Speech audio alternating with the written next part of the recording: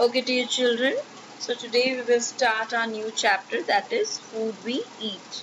So in this chapter, as usual, we will first discuss the summary of the chapter or the content of the chapter, what we will study in this chapter.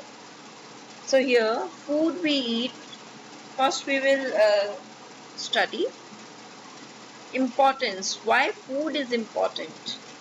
It helps us to grow, it gives us energy and it keeps us healthy. तो हमेशा की तरह हम chapter के starting में ही शुरू में हम डिस्कस करते हैं कि हम क्या पढ़ेंगे चैप्टर में. तो importance of food, sources of food, types of food, variety and awareness.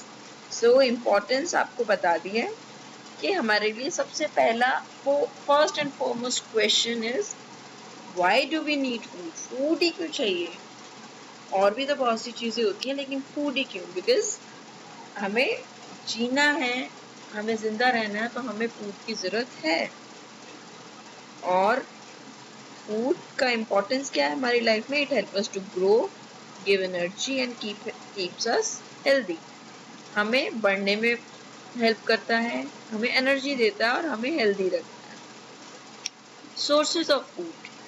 So sources of food are two main sources of food. One is plant and another one is animal. So plant sources has fruits, vegetables, pulses and cereals and oil. Plant sources मतलब जो plant से मिलते हैं. As the name suggests, plant से जो मिलते हैं वो plant sources हैं. Animal से जो मिलते हैं food products वो animal source है. लाइक मिल्क आपको एनिमल से मिलता है, मीट भी आपको एनिमल से, एग्स भी, फिश भी और honey. These are animal sources.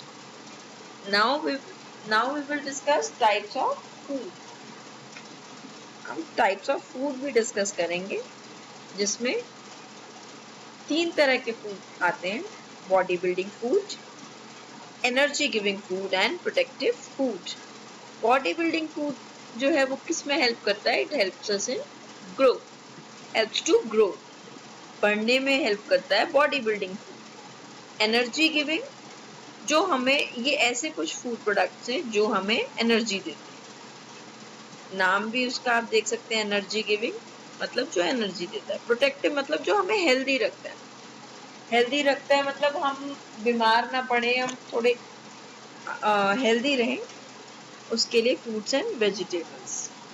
Okay. और एनर्जी गिविंग फूड क्या है? Rice, potato, bread, sugar. और बॉडी बिल्डिंग मतलब जिससे आपकी बिल्ड अच्छी होती है is milk, fish, meat, eggs and pulses.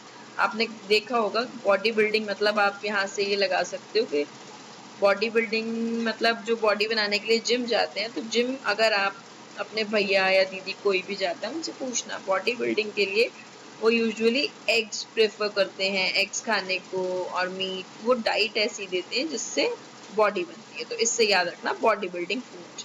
Okay. Next we will study about variety of food.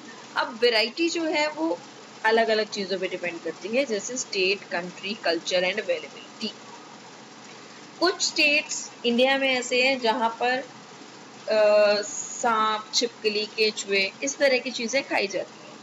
जैसे कि नॉर्थ ईस्ट में आप देखेंगे, नॉर्थ ईस्ट में केचुए भी खाए जाते हैं.